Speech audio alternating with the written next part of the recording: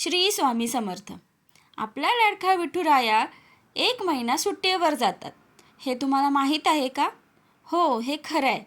याच विषयी या व्हिडिओमध्ये आज आपण माहिती जाणून घेऊयात.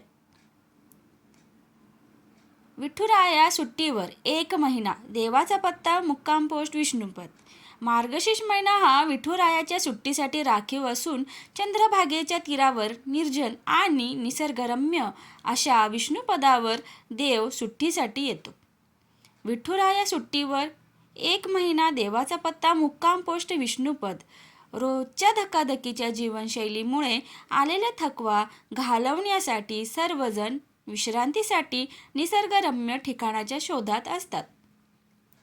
या ठिकाणी प्रत्येकाला फक्त मानसिक शिणवटा घालवण्यासाठी शांतता हवी असते.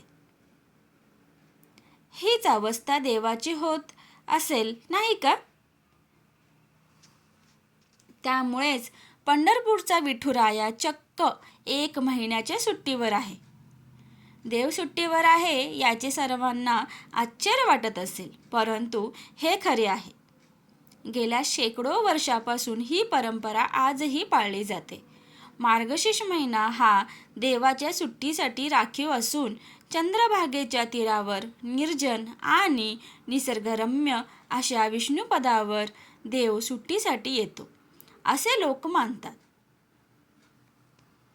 आषाढी यात्रेनंतरचा चातुर्मास आणि नंतर आलेली कार्तिकी यात्रा यामुळे थकलेला विठुराया मार्गशीर्ष महिन्याच्या प्रतीक्षेत असतो. हेमंत ऋतूचे वेध लागताच देवालाही विष्णुपदावर येण्याची ओढ सुरू होते. 28 युगांपासून कर कटेवर ठेवून उभा असलेला वारकरी आणि सर्वांचा लाडका विठुराया मार्गशीर्ष महिन्यात चंद्रभागेतील विष्णुपद मंदिरात वास्तव्याला असतात. तब्बल महिनाभर त्यांचा मुक्काम या विष्णुपद मंदिरात असतो.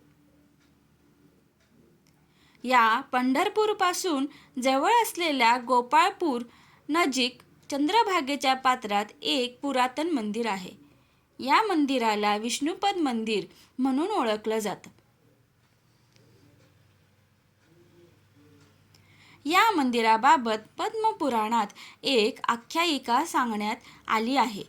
जेव्हा रुक्मिणी विठुरायावर रुसून दिंडीर वनात आली तेव्हा देवीच्या शोधात विठुराया पंढरपुरात सर्वात प्रथम ज्या ठिकाणी आले ते ठिकाण म्हणजे चंद्रभागेच्या पात्रातील मोठा खडक.